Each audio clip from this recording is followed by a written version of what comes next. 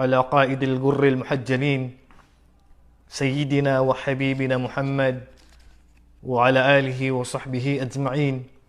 أما بعد، السلام عليكم ورحمة الله وبركاته.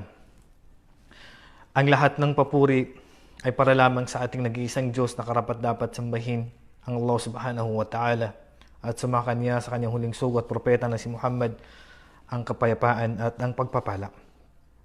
Ngayon mga kapatid, sa pananampalatayang Islam, aking tatalakayin sa inyo ngayon ang mga nakakasira sa ikhlas. Alam natin na gusto natin makapasok sa paraiso. Bakit tayo nagsasala? Bakit tayo nagfa-fasting? Bakit tayo nagbabasa ng Quran? Bakit tayo nagbibigay ng sadaka? Bakit tayo nakikinig ng lecture? Bakit tayo gumagawa ng isang pagsamba? Bakit ka nagpapakatay ng tupa? Bakit ka nagpapakain, nagbibigay ng sadaka?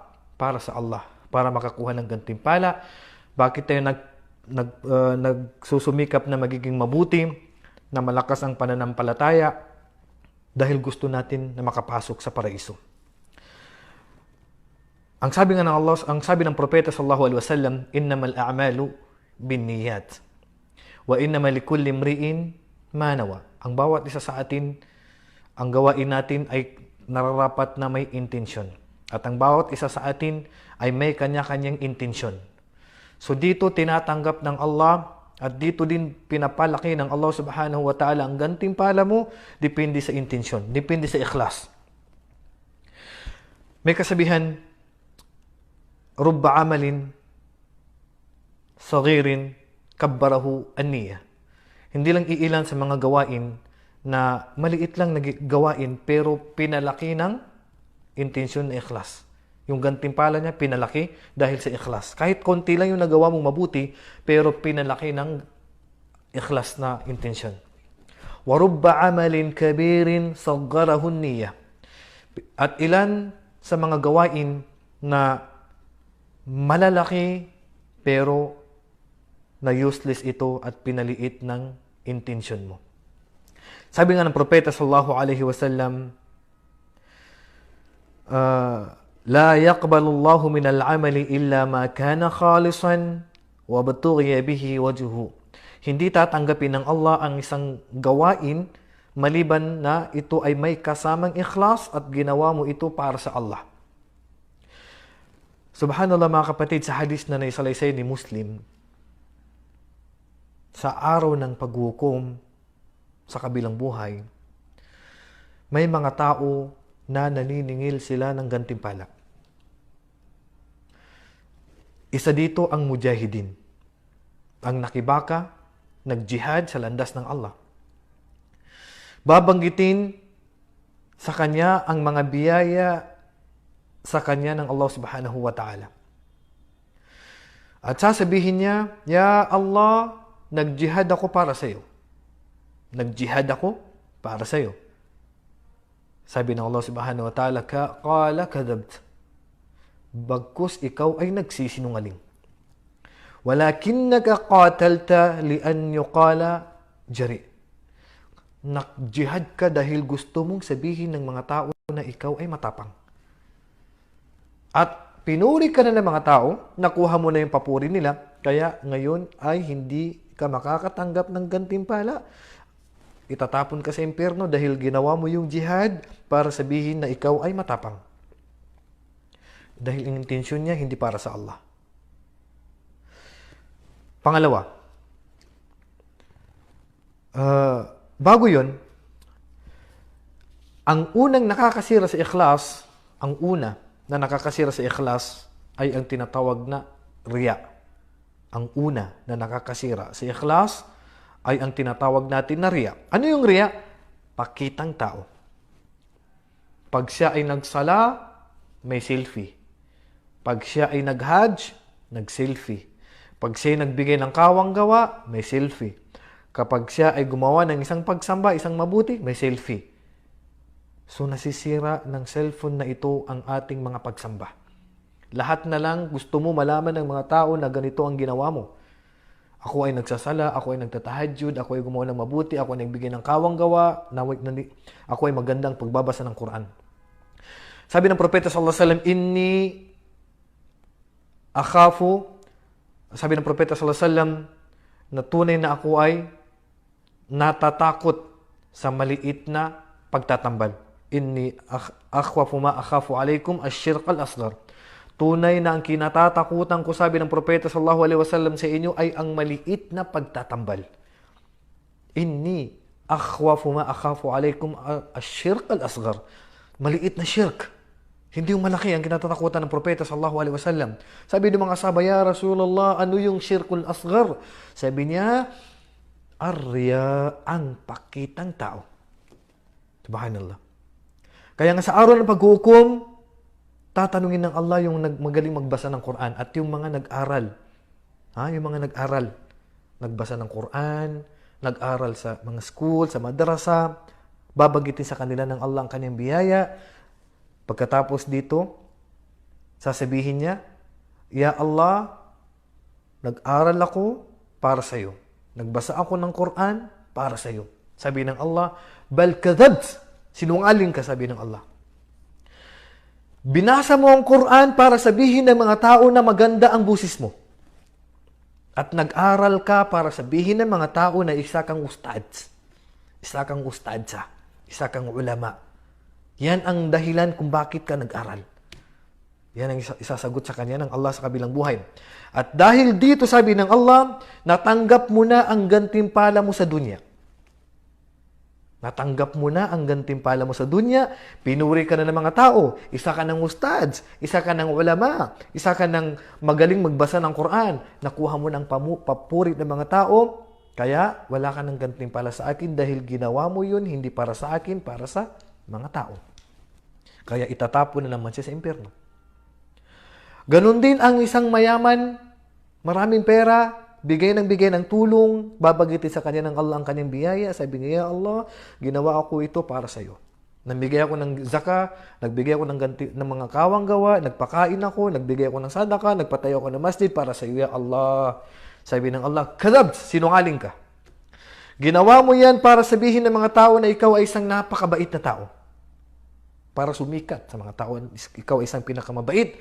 Kaya itatapon na naman sa impyerno. Subhanallah mga kapatid, may isang hari noon na sabi niya, magpapatayo ako ng masjid at ayaw ko na kahit sino magbibigay ng tulong sa akin. Gusto ko yung masjid, ako lang ang magpapatayo.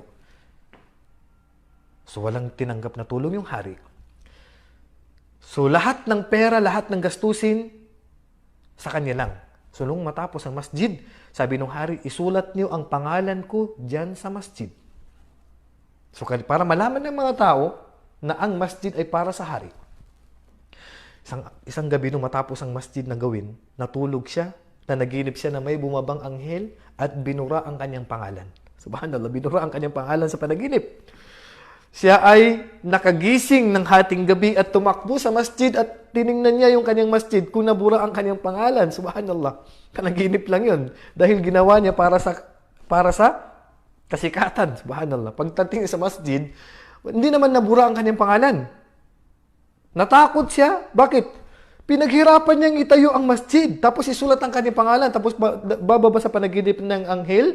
Ang anghel tapos buburahin ang kanyang pangalan. Hindi niya matanggap. Sa sumunod na gabi, bumaba ang anghel sa kanyang panaginip, nakita niya sa panaginip at pumunta doon sa kanyang masjid at binura ang kanyang pangalan, nagising siya at tumakbo sa kanyang masjid dahil natakot siya na wala na yung pangalan niya doon sa masjid. Subhanallah. Alam niyo ba yung sino yung nakasulat doon sa panaginip niyang pangalan? Isang babae. Isang pangalan ng babae. Subhanallah. Pangatlong gabi, parehong panaginip, hindi siya nakatiis. Ang ginawa niya, pinahanap niya sa kanyang mga kawal ang pangalan na yon. Sabi niya, hanapin yung pangalan to.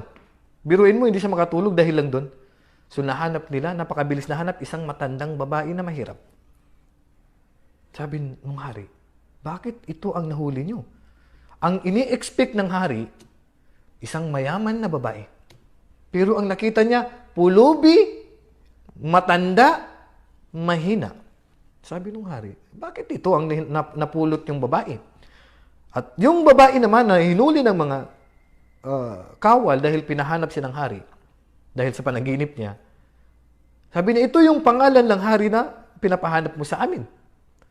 So sabi ng matanda, mahal na hari, ano bang dahilan? Ba't mo ako pinahuli? Sabi niya, walang dahilan, kundi meron lang akong gustong itanong sa'yo. So sabi ng matanda, ano pong gusto niyong itanong? Sabi niya, meron ka bang naitulong sa masjid? Kahit konti lang? Sabi niya, mahal na hari, paano ako tutulong sa masjid mo na magpapatayo sa masjid mo na alam mo naman na ako ay mahirap, matanda, pulubi, mahina? Anong ibibigay kong pera sa'yo? So sabi nung hari, baka maalala mo, kahit konti baka meron kang naitulong. Sabi niya, wala akong maalala. Sabi niya, sige na, baka meron kang naitulong kahit konti lang. Sabi niya, wala akong maalala kundi isa lang. Sabi nung, mahal na rin, anong naitulong mo na yun? Sabi niya, yung mga kabayo na nagbubuhat ng mga simento, ng bato, para gamitin sa pagpapatayo ng masjid mo. Nakikita ko yung mga kabayo na yan na nagsisilabasan ng kanilang dila dahil sa uhaw. At pumupunta ako sa lawa para kumuha ng tubig at pinapainom ko ang mga kabayo na yan na nagbubuhat ng mga simento. Subhanallah. Libre, walang nagasto yung babae, yun ang kanya naitulong. Sabi nung hari, dahil sa katiting na yan o konti na yan na walang halaga na naitulong mo sa masjid ko, dahil sa pagpapainom mo sa mga kabayo na yan na nagbuhat ng mga kagamitan para sa masjid, ang ginawa mo ang tinanggap ng Allah at ang aking ginawa ay hindi tinanggap ng Allah. Kaya sabi niya sa mga kawal niya, burahin ninyo ang pangalan ko sa masjid na yan at ipalit ninyo ang pangalan ng babae na yan dahil ang kanyang ginawa ang tinanggap ng Allah. Dahil yan ay ginawa niya para sa Allah, walang kasamang pakitang tao. At ang ginawa ko, sabi niya, ay ginawa ko para hindi sa Allah, kundi para masabihin ninyo na mayroon akong masjid. Subhanallah, maliit na ginawa, tinanggap ng Allah. So, ang unang nakakasira, mga kapatid, ay ang tinatawag na riya. Pakitang tao, nakakasira ng ikhlas. Subhanallah, nakakasira ng ikhlas. Sabi ni Hamdun al-Qassar, tinanong si Al-Hamdun al-Qassar. Sabi nung nagtanong sa kanya, ma balu kalamis salaf anfa'u min kalamina. Ano sa tingin mo, bakit yung mga naunang tao, mas may pakinabang ang kanilang mga sinasabi kaysa sa atin? So sabi ni Hamdun al-Qassar, sabi niya, li'annahum takallamu li'izzil Islam. Dahil yung kanilang mga pananalita para sa Islam, para umangat makilala ang Islam. Wa najatin nufus, at upang mailigtas ang mga buhay mula sa impyerno. Waridar Rahman, at upang makamit nila ang kaluguran pagmamahal ng Allah. Kaya mas may pakinabang ang kanilang mga salita. Wa nahnu, sabi ni Hamdun al-Qassar, bakit walang pakinabang ang mga sinasabi natin? Nahnu natakallamu li'izzin nafs. Nagsasalita tayo para lamang sa sarili natin. Hindi ikhlas. Wa talabid dunya. Nagsasalita tayo, nagdadakwa tayo, nagbabasa tayo ng Quran, nag-aaral tayo para lang tayo ay magkatrabaho. Para tayo ay magkapera. Para tayo ay yumaman. Naglilecture tayo, nagdadakwa tayo para lang sa pera. Wa qabulil khalq, at upang tayo ay sabihin ng mga tao, mashallah, halika, ito, may mga follower, marami. Ito ang dahilan, sabi niya. Kaya, mas may pakinabang ang mga salita ng muna. Dahil tayo, sabi niya, nagsasalita tayo para sa sarili lang natin, para lang sa makamundong bagay, at para purihin tayo ng mga tao. So yan ang dahilan, sabi niya, kung bakit walang halaga at walang faida ang ating mga sinasabi. Ang una, ar-riya. Pangalawang nakakasira ng ating tinatawag na pagsamba, al-ujub. So bago yan, mga kapatid, meron ako may kwento sa inyo. Si Imam Al-Mawardi, isa siyang pinakamalaking scholar ng Shafi'iyya. Malaking scholar. Napakarami niyang libro na inambag, isinulat. Alam niyo ba sa time niya, kilala siyang ulama, kilala siyang scholar. Ang pangalan niya ay si Abul Hussein Ali bin Muhammad bin Habib al-Basri. Isa sa kilalang scholar ng Shafi'iyya. Marami siyang libro. Meron siyang libro sa fiqh, meron siyang libro sa nahu, meron siyang libro sa tafsir, meron siyang libro sa asiyasa, Meron siyang libro sa Al-Muamalat. Ito si Imam Al-Mawardi. Sabi nung estudyante niya, babanggit ako sa isa sa mga libro niya. Isa sa mga libro niya, Adabud Dunya Wad-Din, Al-Yaqna, Al-Hawi Al-Kabir, ito yung Sharh Al-Kabir lil Mukhtasar Al-Muzani. Meron siyang libro na Al-Kafi, meron siyang kitab sa fiqh na Al-Buyu', meron siyang tafsir na tinatawag na An-Nukat wal-Uyun, meron siyang A'lamun Nubuwah lil Mawardi wal Amthal wal Hikam at marami pang iba. Pero walang lumitaw mula sa mga libro niya na ito. Alam niyo bakit? Sabi ng estudyante niya, "Ya Sheikh, bakit wala man lang tayong nakikita mula sa mga libro na isinulat mo?" Sabi niya, kasi wala pa yung ikhlas sa puso ko. Wala pa yung ikhlas sa puso ko. Kaya baka natatakot ako, sabi niya, na hindi ko sinulat yan para sa Allah, kundi para sa mga tao. Kasama na dito ba, mga kapatid, yung pangalawa, na nakakasira sa ikhlas, yung pasikat. Yung pagpapasikat. Magpapasikat ka lang, maglilecture ka, mag-aaral ka, magbabasa ka ng Quran para sumikat. Isa yan sa nakakasira ng ikhlas. Nung dumating na ang time na si Imam Al-Mawardi ay mamamatay na, sabi niya sa estudyante niya, "Halika, hawakan mo yung kamay ko. Mamamatay na. Pero ang dami niyang libro na sinulat, pero wala pang nakikita." Sabi niya sa estudyante niya, "Halika." Ngayon siya ay nagsasakaratul maut na malapit ng mamatay. Sabi niya, "Hawakan mo yung kamay ko." Ngayon, mamamatay na siya. "Kapag ako namatay," sabi niya, "at nahawakan ko ang kamay mo sa aking pagkamatay," bago pala yung sinabi yun, "meron akong libro, yung lahat ng libro na aking isinulat, maging sa tafsir, maging sa fiqh, maging sa nahu, ay matatagpuan sa bahay ni ganito na mapagkatiwalaan, nandun lahat yung libro ko." Tinuro niya, sinabi niya ito sa kanyang estudyante bago siya mamatay. Sabi niya, "Hawakan mo yung kamay ko." Ngayon, mamamatay na siya. Subhanallah. Ganito mga ulama natin noon. Yung takot nila na baka hindi tanggapin ng Allah ang kanilang mga gawain dahil sa ikhlas. "Kapag ako namatay, na ang kamay ko ay nahawakan ko ng malakas ang kamay mo, ito ay palatandaan na hindi tinanggap ng Allah ang aking mga libro. Dahil sinulat ko hindi dahil para sa Allah, kundi para sa mga tao at para sa dunya. Kaya puntahan mo ang libro ko, kunin mo, itapon mo sa tubig nang masira at walang makinabang." Subhanallah, yun ang sabi ni Imam Al-Mawardi. Pero, kung ako ay namatay, at yung kamay ko na yan na nasa kamay mo, ito ay nabanggit mga kapatid sa Siyaru A'lamin Nubala, sa libro na Siyar A'lamin Nubala.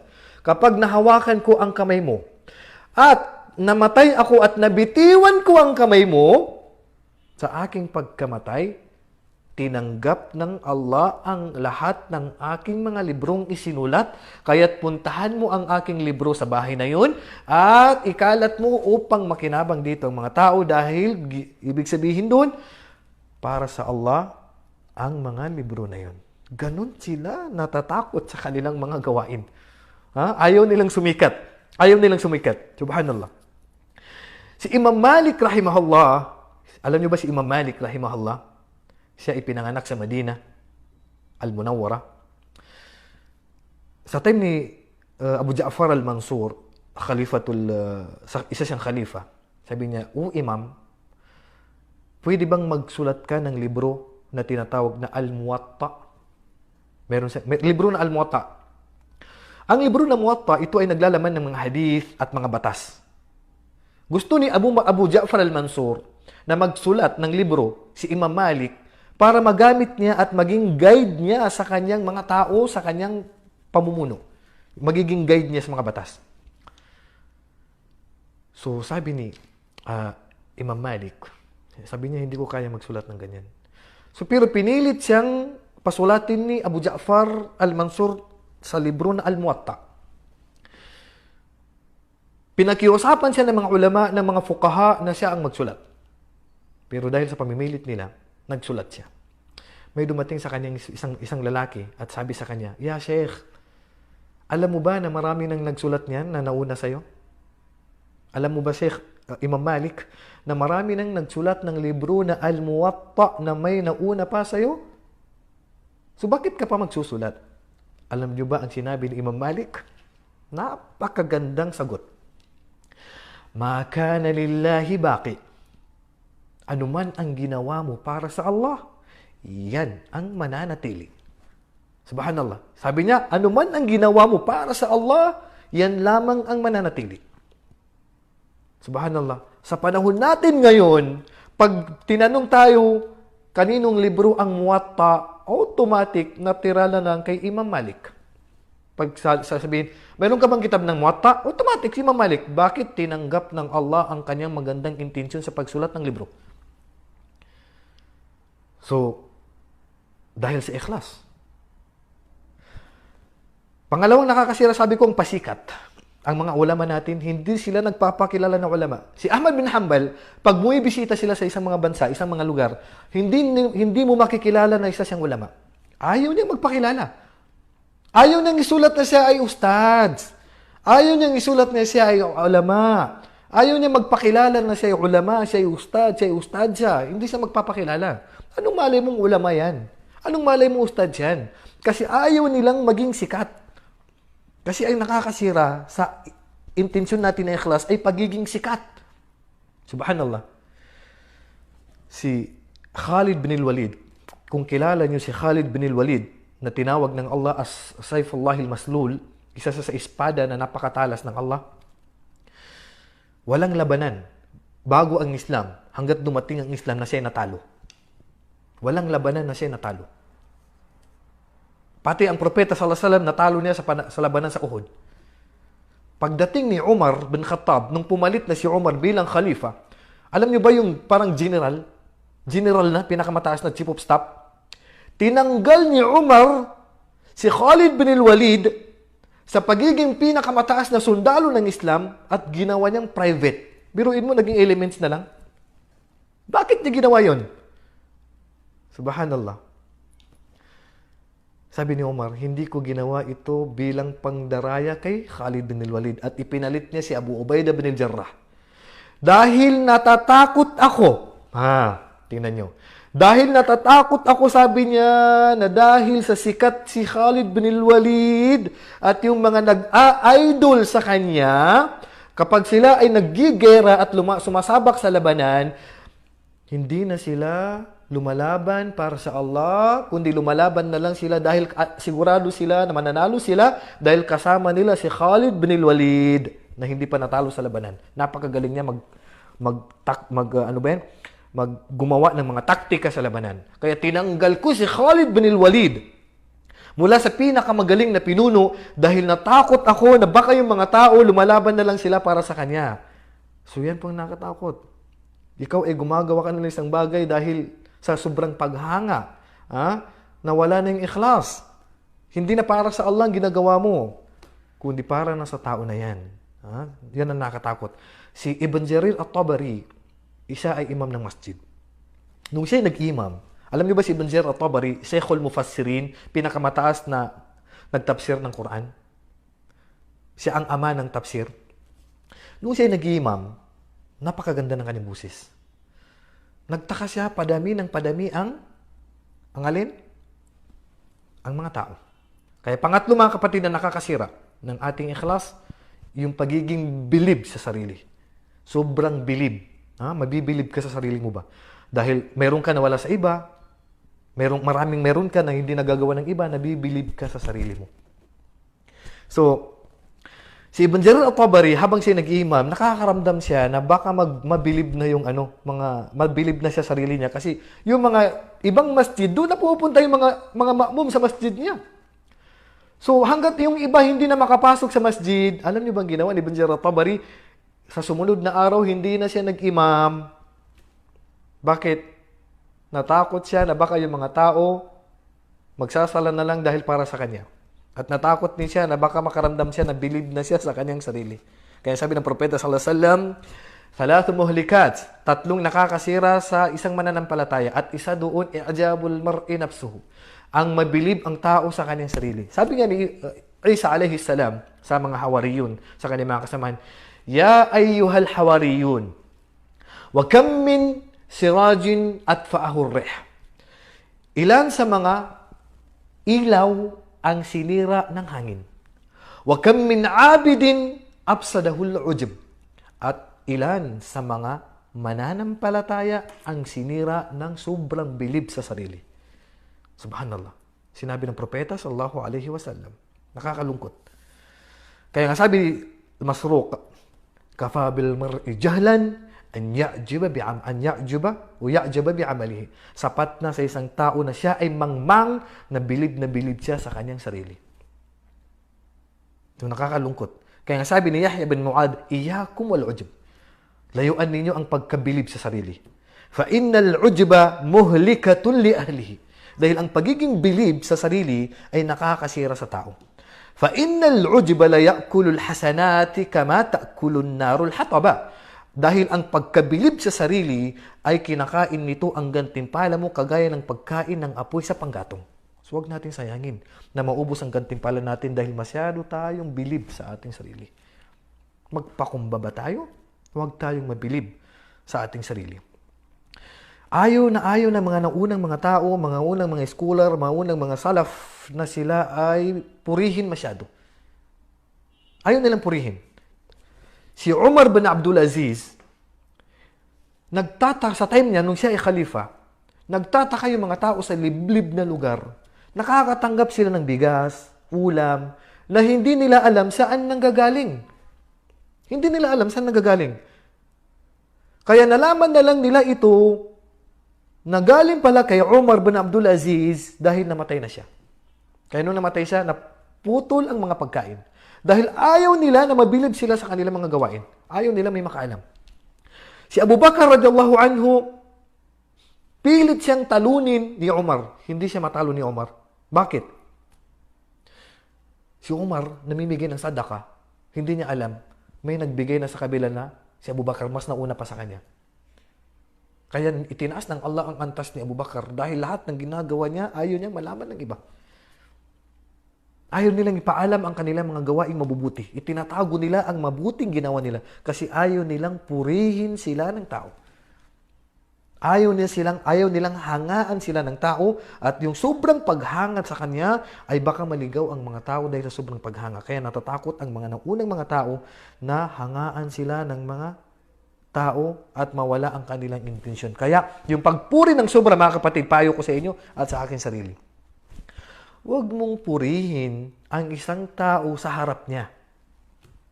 Kaya sabi ng propeta sallallahu alaihi wasallam, "Idza ra'aytumul maddahina fahthu fi wujuhihimut turab."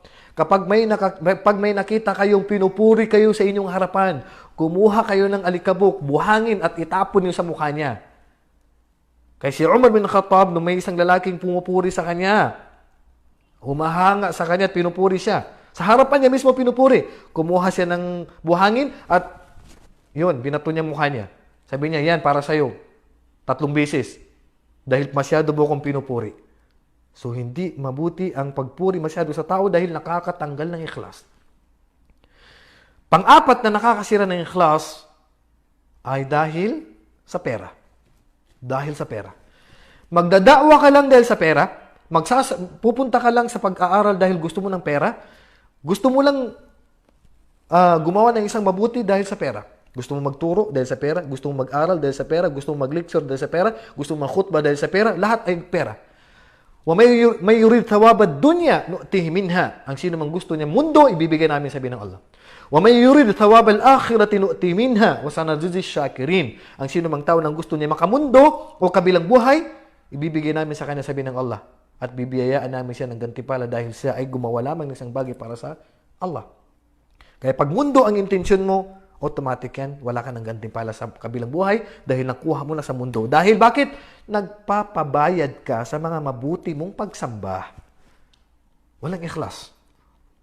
So ito, mga kapatid, sa panampalatayang Islam, ingatan natin ang mga bagay na nakakasira sa ating ikhlas. Huwag nating hayaan na mawala ang ikhlas natin. Ulitin ko, ang pakitang tao, iwasan natin masyado yan. Pakitang tao. Yung mga selfie-selfie na yan, actually, mga kapatid, sa totoo lang, napakahirap na labanan ang ikhlas. Kaya nga sabi ni Sufyan, "Ma'alaztu shay'an ashadda min niyyati fa innahu tatakallab." Wala akong ginamot na nahirapan ako maliban sa intensyon. Napakahirap gamutin. Kasi minsan, Iwasan minsan nandyan, ay, selfie na naman. Gusto na, napupuri palagi. Talagang sobrang hirap talagang labanan yan. Pangalawa, asyuhra, yung pasikat. Yung bang gumagawa ka ng pagsamba dahil gusto mong sabihin ng mga tao na maganda kang mag-lecture, maganda kang magbasa ng Quran, na ikaw ay isang ulama, na ikaw ay isang ustadz, na ikaw ay isang ustadsa. Parang basta gusto mo lang pasikat. Sabi ng Propeta sallallahu alaihi wasallam, man talaba al-ilma liyasrifa bihi wujuhan nas aw liyumari bihi as-sufaha o liyubahya bihi al-ulama falyatabawa maq'adahu minan nar. Ang sino mang nanaliksik ng kaalaman na gusto niya ay purihin siya ng mga tao, ayon sa karugtong ng hadis, panghuli, ihanda na niya ang kanyang sarili mula sa upuan niya sa impyerno. Biruin mo, mayroon palang mga nag-aaral na ang habol niya ay purihin. Pangalawa, liyubahya bihi al-ulama, at upang pagyabangan ang mga ulama. Ihanda na niya ang kanyang sarili sa upuan niya sa impyerno. Pangatlo na, ingatan natin na nakakasira ng ikhlas, pagkabilib sa sarili. Minsan nagtahajjud. Kaya nga sabi ni Abdullah bin Mas'ud, li'an anama, sabi niya, wa ana nadimun, ahabbu ilayya min an la anama wa aqumul layl wa usbihu muta'ajjiban fi nafsi. Sama na ng kanyang salita. Mas mainam sa akin na matutulog ako na wala akong ginawang pagsala, hindi ako nagtahajjud, hindi ako nagbasa ng Quran, hindi ako gumawa ng mabubuti sa gabi na yun. Pero paggising ko, ako ay nagsisisi sa mga masasamang ginawa ko. Kaysa naman hindi nagtulog, nagtahajjud, nagbasa ng Quran, nag-fasting, nakaprepare ng pag-fasting niya, kinabukasan bilib na sa kanyang sarili. Mas mainam yung walang, hindi, konti lang ang nagawa, kaysa naman maraming ginawang mabuti, bilib naman sa kanyang sarili. At bilang panghuli, yung gagawin natin dapat para lang sa Allah, hindi para sa pera lang. Ha? Hindi ka makapagturo dahil may pera. Hindi ka makapag-lecture dahil may pera. Hindi ka makapag-khutbah dahil may pera. Ayaw mo mag-aral dahil gusto mo ng pera. Puro pera. Subhanallah. So, dapat ayusin natin ang ating intensyon. Wala namang problema kung may sahod. At least yung intensyon natin, wala tan sa nasiba kami ng dunya. Normal yon na tayo magtuturo dahil may sahod. Pero yung bang hindi ka pwedeng mag-khutbah pag walang pera? Hindi ka pwedeng mag-lecture maliban dapat may perang ibibigay sa'yo. Parang ayaw mo mag-lecture hanggat walang pera. Ayaw mo mag-khutbah kasi dahil may pera? Dahil walang pera? Ayaw mo, lahat ng galaw mo puro pera. Pagdating sa kabilang buhay, wala ka ng gantimpalang matatanggap sa Allah subhanahu wa ta'ala. So yun lang mga kapatid, ang gusto kong talakayin sa inyo ngayon, ang tungkol sa mga nakakasira sa ikhlas, naway nakapulot tayo ng aral at maingatan natin ang mga bagay na ito. So sa mga susunod na pagkikita natin sa ibang mga talakayin na naman, itong tinalaki ko ngayon ay isa sa mga request ng ating mga kapatid na tungkol sa bagay na ito, na talakayin ko. At hanggang dito na lamang. Wallahu a'lam.